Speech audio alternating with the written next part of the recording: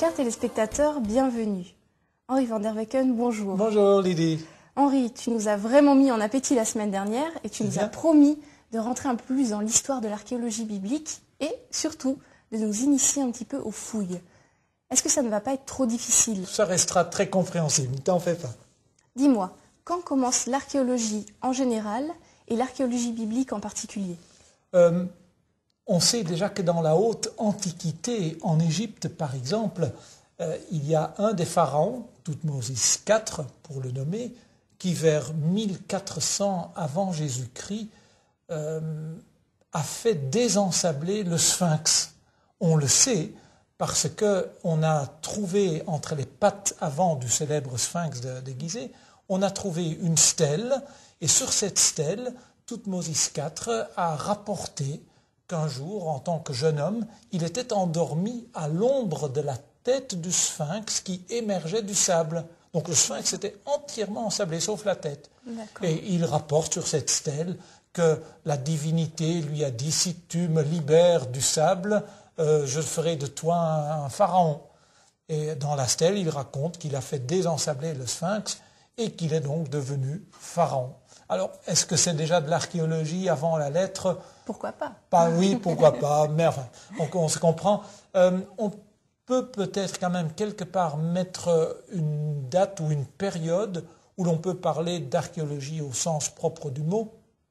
C'est peut-être en 1798, lorsque Napoléon Bonaparte va entamer une campagne militaire, surtout, en Égypte et en Palestine, campagne militaire qui va d'ailleurs se solder par un échec face aux Anglais, mais il amène avec lui toute une troupe de savants, de géomètres, de dessinateurs, d'historiens. Ils sont à peu près 170 qui accompagnent l'armée.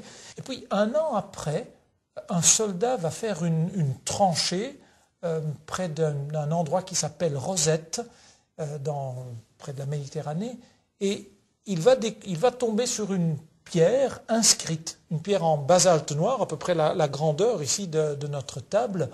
Et cette pierre, que l'on appelle depuis lors la pierre de Rosette, comporte 3 écritures différentes. Il y a du hiéroglyphique, du démotique et du grec. Et c'est cette pierre-là qui, bien des années plus tard, 24 ans plus tard, va permettre à un certain Jean-François Champollion de percer le secret des hiéroglyphes. On peut dire que l'intérêt pour l'Antiquité est définitivement lancé. Quels ont été les noms marquants et les étapes importantes de l'archéologie au Proche-Orient? Au niveau biblique, je dirais, il y a un nom qui sort du lot. C'est un homme, un Américain, un bibliste, un expert en littérature biblique du nom de Edward Robinson.